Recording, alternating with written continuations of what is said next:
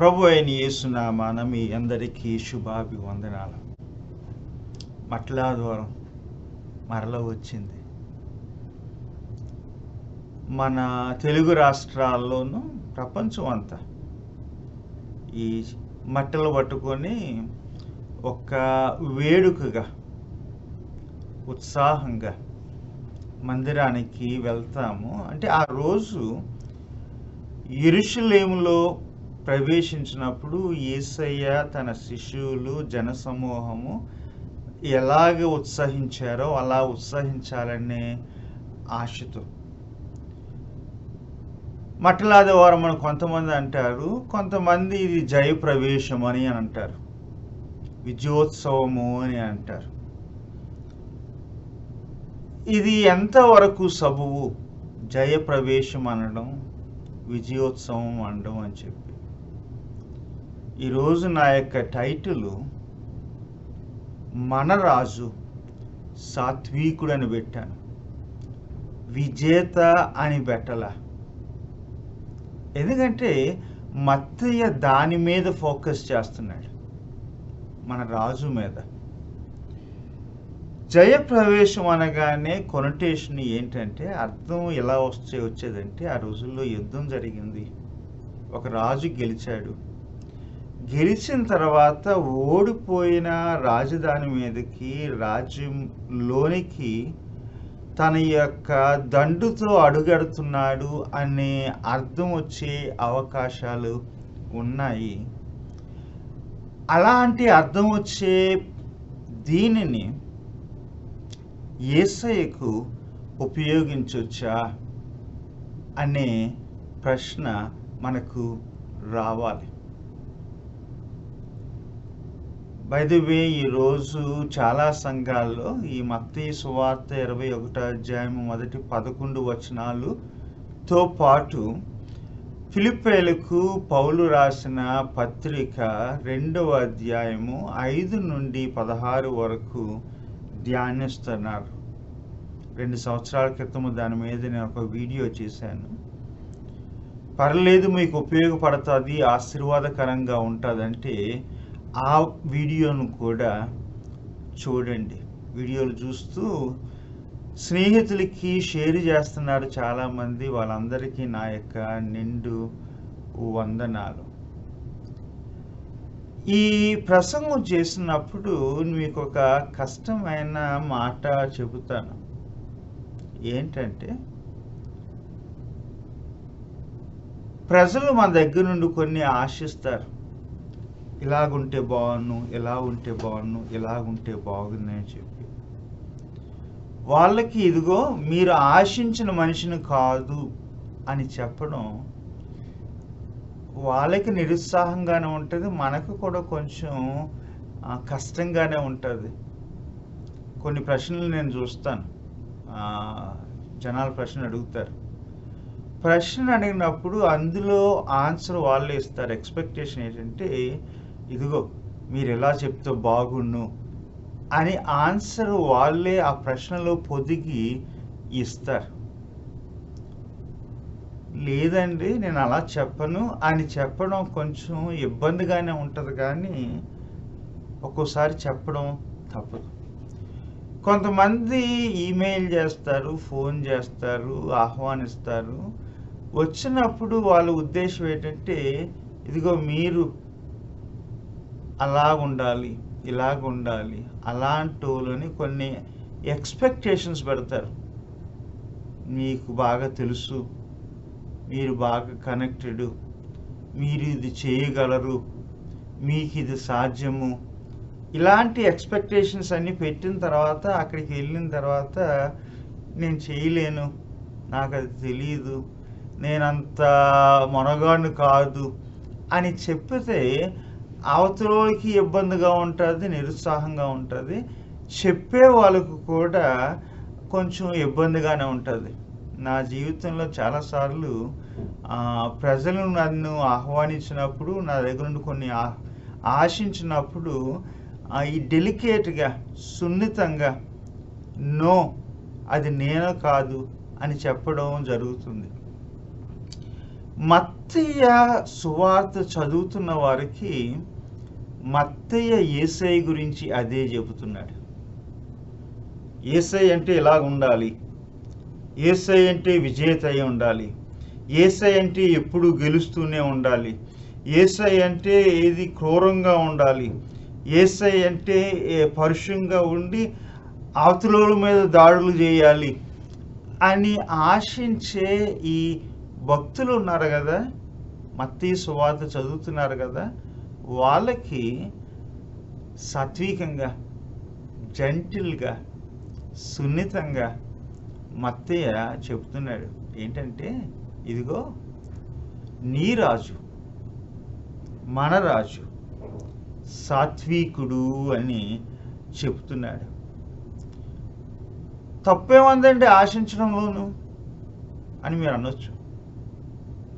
మత్తయి సువార్త చదువుతున్న వాళ్ళు ఆ రోజు యేసయ్య వెనకాల వస్తున్న జనసమూహం కూడా ఆశించారు. ఏంటి దానికి సెటప్ ఉంది. 21 అధ్యాయంలో చివరి వచనాల్లో యేసయ్య ఆ యొక్క యెరూషలేము వైపు వస్తున్నప్పుడు 2 గుడ్డోళ్ళు కనబడ్డారు. వాళ్ళు కేకలు వేశారు. మనకి జ్ఞాపకం, దావీదు కుమారుడా. యేసయ్యకి కనికరం కలిగి వాళ్ళని ముట్టాడు, వాళ్ళకి కళ్ళు తెరవబడ్డాయి. చూస్తున్న వాళ్ళకి అక్కడ పరిచయం ఏంటి అంటే, దావీదు కుమారుడు అంటే ఆ వంశానికి చెందినోడు, మనకి కాబోయే రాజు అన్న ఆ యొక్క ఆశ పుట్టింది. 2 ఈ యొక్క 21వ అధ్యాయానికి వచ్చినప్పుడు వాళ్ళు ఎక్కడికి వచ్చారంటే బెత్పగే అనే ఆ యొక్క ప్రాంతానికి ఒలీవల కొండల దగ్గరకు వచ్చారు. ఆ రోజుల్లో ఆశ ఏంటంటే, రోమీయులు వచ్చి మనల్ని ఆక్రమించారు, అణిచివేస్తున్నారు. మనలో ఒకరు, యూదుల్లో ఒకరు, దావీదు సంతానంలో ఒకరు వాళ్ళ మీద తిరుగుబడి యుద్ధం చేసి రోమీయులను ఓడిస్తారు. ఆ యుద్ధం ఎక్కడ ప్రారంభమవుతుంది అంటే బెత్పగే అనే చోట ప్రారంభమవుతుందని ఆ రోజుల్లో యూదులు ఆలోచించారు. దావీదు కుమారుడని 20వ అధ్యాయంలో కన్ఫర్మ్ అయింది. ఇప్పుడు అక్కడ చూస్తున్న జనసమూహానికి బెత్పగే వచ్చిన తర్వాత, ఇదిగో ఇక్కడ ఏదో జరుగుతుంది, యుద్ధం ప్రారంభమవుతుంది, రోమీయులకి అంతం వచ్చింది అన్న ఆశ పుట్టింది. ఇదే మత్తయి జకర్యా గ్రంథంలో తిరిగి వచ్చిన యూదులు ఒక పాట పాడుకున్నారు, రాజుగారి గురించిన పాట. నీతిగల రాజు, రక్షణ తెచ్చిన రాజు. ఆ పాటను దీనుడైన రాజు, మర్చిపోకండి, ఆ పాటను వాళ్ళు పాడుకున్నారు. దాన్ని ప్రవచనంగా తీసుకొచ్చాడు. సహజంగా మనము మత్తయికి, మార్కుకి, లూకాకి, యోహానికి తేడా తీసుకొచ్చినప్పుడు అక్కడ అన్నీ ఒక్క గాడిదే ఉంటుంది, కానీ ఇక్కడ గాడిద పిల్లయు ఉంది. ఎందుకు అంటే జ్ఞాపకం చేస్తాడు, ఇదిగో అక్కడ ప్రవచనం ఉంది, ప్రకటన ఉంది, పాట ఉంది, వచ్చే రాజు గాడిద పిల్లతోనూ వస్తానన్నాడు కదా, ఆ ప్రవచనం ఇక్కడ నెరవేరింది, ఆ రాజు వచ్చేసాడు అని మత్తయి ఆ ప్రవచనాన్నితో ఈ యొక్క కథను, ఈ యొక్క సంఘటనను పరిచయం చేస్తున్నాడు. సో సహజంగా అలా ఆశిస్తారు, రాజు వస్తున్నాడు, అలాంటి రాజు అని చెప్పి. ఒకటి చాలా జాగ్రత్తగా వినండి, అక్కడెక్కడ విజేత అని లేదు, దీనుడని ఉంది, నీతిపరుడు అని ఉంది, రక్షణ తీసుకొచ్చేవాడు అని ఉంది. అది గమనించడం లేదు. వెంటనే వాళ్ళు ఎక్కడికి జంప్ అయ్యారంటే కీర్తనల్లో ఒక ప్రవచనం లాంటిది ఉంది. ఆ కీర్తనను తీసుకొచ్చారు. ఆ కీర్తనలు ఏంటంటే, దావీదు కుమారునికి జయము, ప్రభు పేరట వచ్చువానికి స్తుతి అని యేసయ్యకి జయము జయమని చెప్పి పాట పాడడం ప్రారంభించారు. వారు దీనుడు కాదు, సాత్వికుడు కాదు, రక్షణ తెచ్చేవాడు కాదు. వీళ్ళకి ఆ టైంలో కావాల్సింది ఎవరు అంటే జయము జయము అనే పాటకు అర్హుడైన ఒక విజేత కావాలి అని అక్కడున్న జనసమూహం పాడడం ప్రారంభించారు. ఆ వచనాన్ని తీసుకొస్తాడు జకరియా నుండి. ఆ వచనాన్ని తీసుకొస్తే వీళ్ళకి ఇంకా ఆశ పెరుగుతుంది. మహారాజు ఇచ్చేశాడు. రాజు వస్తే ఏం చేస్తాడు?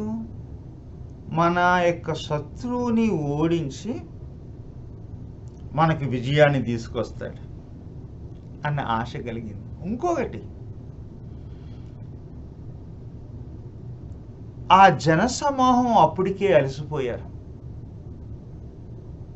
రోమియోలు వచ్చి వాళ్ళని అవమానించారు, ఓడించారు. దరిదాపు 150-200 సంవత్సరాల నుండి తిరగబడుతున్నారు, ఓడిపోతున్నారు, తిరగబడుతున్నారు, ఓడిపోతున్నారు. కాస్తో కూస్తో మాదంటూ మా ప్రభుత్వం, మా ప్రజలు అనడానికి మధ్య మధ్యలో కొన్ని అవకాశాలు దొరికినాయి. కాస్తో కోస్తో ఇది ఏమంటారంటే నెగోషియేట్ చేశారు, కానీ మాటి మాటికి అవమానించబడుతున్నారు. ఎంత అవమానం అంటే, రోమీలు వచ్చి వీళ్ళ దేవాలయం ముందు వాళ్ళ సైన్యాన్ని పెట్టారు. దేవాలయాల్లో పందులను తీసుకొచ్చి అర్పణలుగా ఇస్తున్నారు. యూదులు భరించరాని అవమానాన్ని రోమీలు తీసుకొస్తున్నారు. ఇప్పటికైనా ఆ అవమానం నుండి, ఓటము నుండి రిలీఫ్ ఉంటుందా అని అవమానానికి అలవాటు పడ్డ ప్రజలు, ఓటముతో విసిగిపోయిన ప్రజలు రాజు వచ్చినప్పుడు విజేతగానే రావాలి కానీ సాత్వికుడిగా రావాలని ఆశిస్తారా? సహజమే కదా. అందుకనే జనసమూహం మూక ఆ రోడ్డు మీద ఆ యొక్క పాట పాడుతున్నారు. ఏంటంటే జయము, స్తుతి, జయము. తప్పులేదు, ఎందుకంటే రక్షించు రక్షించు రక్షించు అన్నప్పుడు ఆ యొక్క టోన్ వచ్చే అవకాశం ఉంది. దాంతో మనము సెటిల్ అయిపోయాం. మత్తయి సువార్త చదువుతున్న ఈ యొక్క ప్రజానికానికి, పాఠకులకు, మత్తయి యొక్క సంఘానికి ఎక్కువ మంది యూదులు నగరాలకి వెళ్ళిపోయి వలస వెళ్ళిపోయారు. ఎందుకంటే 66వ సంవత్సరం నుండి, క్రీస్తు శకం 66వ సంవత్సరం నుండి యూదులు మరలా వాళ్ళ యొక్క జాతీయ భావాలతో, మేము యూదులము ఇలాగ అవమానించబడుతున్నాము, మాకు స్వేచ్ఛ కావాలి, మీరు రోమీలు మా దేశాన్ని వదిలిపోండి అని చెప్పి ఒక పోరాటం సాగించారు. 66, 67, 68, 69 రోమీలు కొన్నిసార్లు గెలిచారు. యూదులు అక్కడక్కడ అప్పుడప్పుడు గెలిచారు, కానీ రోమీలకు విసుగొచ్చేసింది. ఎంత ప్రపంచంలో అత్యున్నతం, అతి శక్తివంతమైన మా మీద ఈ యూదులు ఇలాగ పోరాటం చేసి మమ్మల్ని ఓడిస్తారా అని చెప్పి మొత్తారు. 70వ సంవత్సరంలో యెరూషలేముని శిథిలం చేసేసారు. చాలామంది ప్రాణాల కొరకు వేరే వేరే చోట్లకు పారిపోయారు. కొంతమంది మిగిలి ఇంకా పోరాటాన్ని కొనసాగించారు. 73లో మసాదా అనే ఒక చిన్న యుద్ధ భూమిలో ఏం జరిగింది అంటే పోరాడుతున్న వాళ్ళని లోన ఉంచి బయట మూసేశారు. రోమీలు ఇదొక ఏమంటారంటే ఆ గుహలో దాక్కున్నారు. ఈ పోరాడుతున్న యోధులు గుహలో దాక్కుంటే రోమీలు వచ్చి చుట్టుముట్టారు. అన్నారు, రండి పోరాడదాం ఇప్పుడు అన్నారు. రండి సరెండర్ అయిపోండి, లొంగిపోండి అని అన్నారు. పోరాటానికి కావలసిన ఆయుధాలు లేవు, లొంగిపోయే మనసు కూడా యూదులకి లేదు.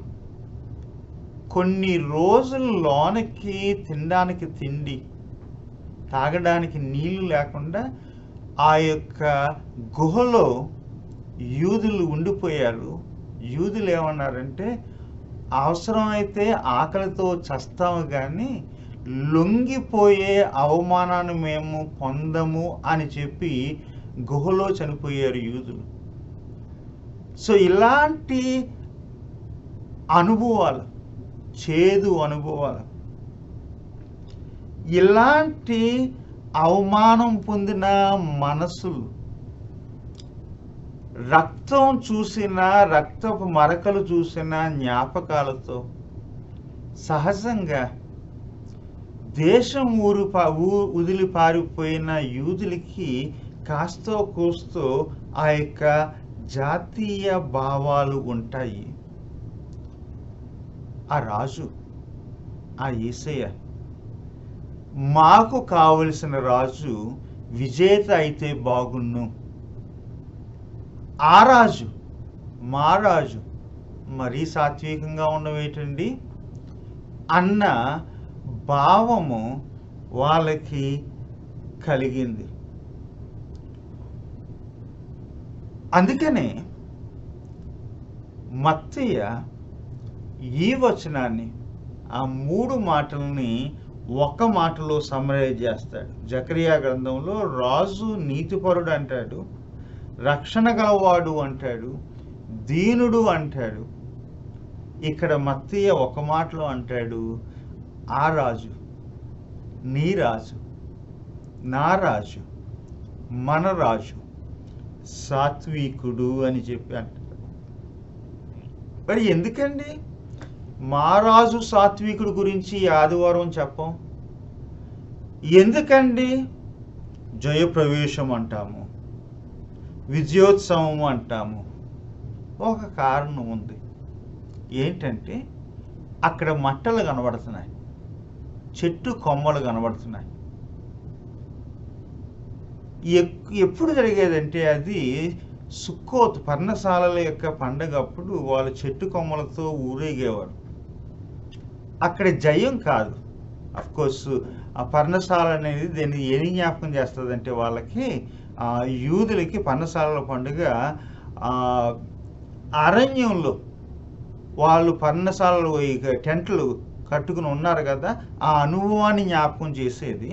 అంతేకాదు వాళ్ళకి ఇంటికి వచ్చిన ఆ యొక్క పంట ఉంది కదా, ఆ పంటను బట్టి కృతజ్ఞతతో పంటను పంచుకోవడం, పంటతో పండగ చేసుకోవడం, ఆ ఎలిమెంట్ని ఇక్కడ తీసుకురావడం జరిగింది.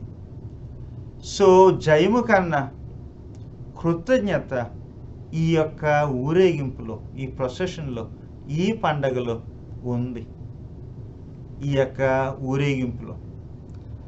మరి ఇంకెందుకు అపార్థం చేసుకున్నాము జయోత్సవం అని చెప్పి? ఎందుకంటే యేసయ్య లోనికి రాగానే యెరూషలేము దేవాలయానికి వెళ్ళినప్పుడు మందిరంలో వ్యాపారం జరుగుతుంటే ఆ యొక్క బల్లలను తిరగవేసి వాళ్ళ లోన వ్యాపారం చేస్తున్న వాళ్ళని తరిమాడు.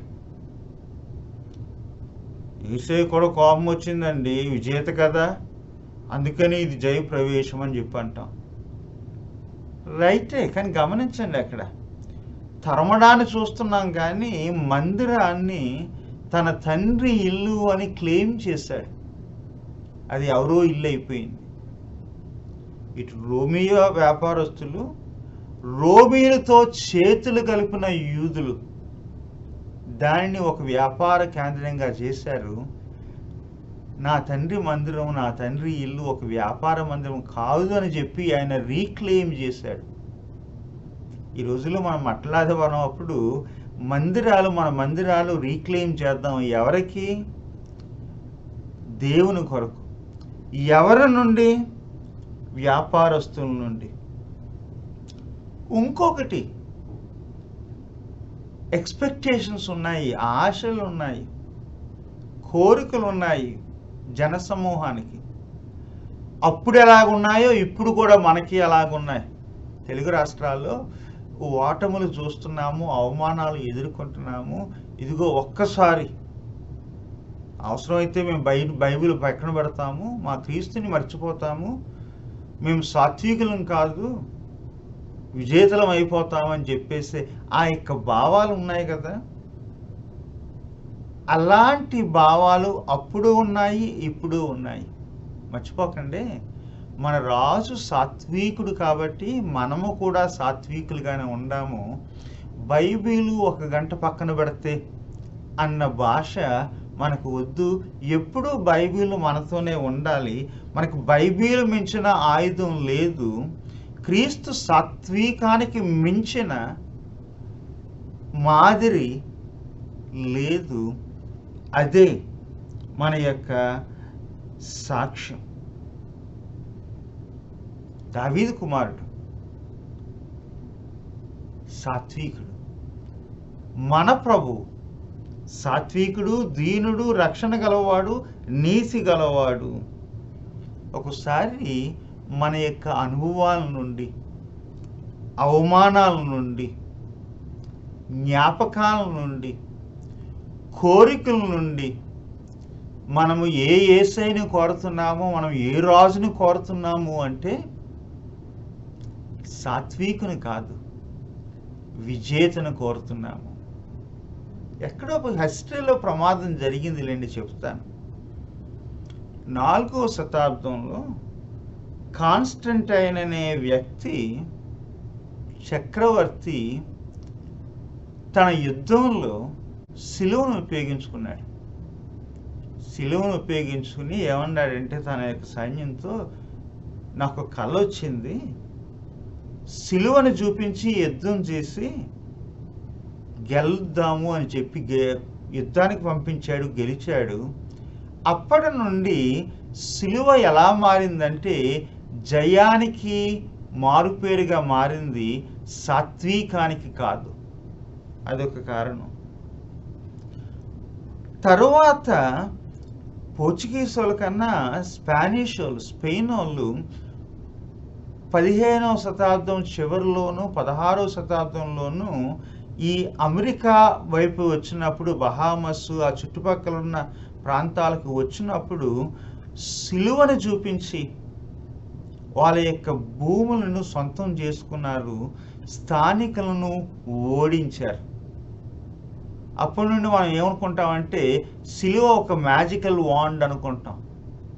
ఏదో తాయితీలు పెడతాం కదా, అలాగే సిలువను ఉపయోగించి తల కింద యుద్ధాల్లోనూ కారులకి ఒక ప్రొటెక్షన్గాను, ఒక జయం ఇచ్చే ఒక మంత్రంగాను ఉపయోగిస్తాం. మర్చిపోకండి, సిలువను క్రీస్తు నుండి తీయొద్దు.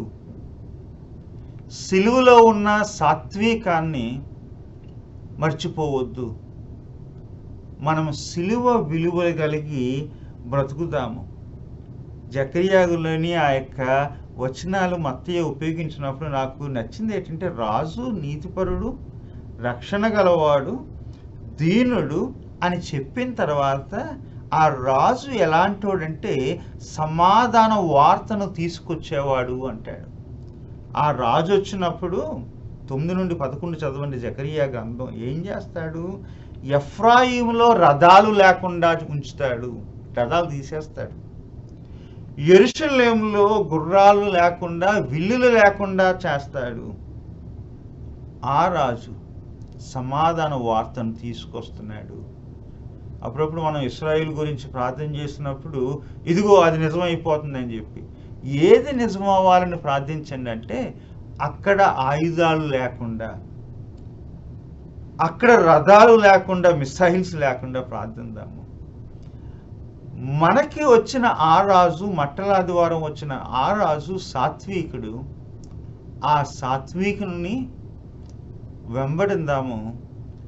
ఆయనే మనకు మాదిరి. ఆయనతో వెళ్దాము. సాత్వికుడైన రాజుని వెంబడిందాము. విజేత కొరకు వెతకొద్దు. ఒకసారి జయం అనేది మొన్నసారి చెప్పాను, ఒక విగ్రహం. గెలవడానికి ప్రాణాలు తీస్తాము, ప్రాణాలు ఇస్తాము, గెలిచిన వాళ్ళతోనే వెళ్తాము. ఆ విగ్రహాన్ని నమ్మకండి. సాత్వికం అనేది ప్రభువు మనకి నేర్పించింది. దానితోనే ప్రభువులా జీవిందాము, సాక్షులుగా జీవిందాము. అవసరమైతే ప్రాణాలు ఇచ్చేద్దాం. ఉంటాను మరి, సెలవు.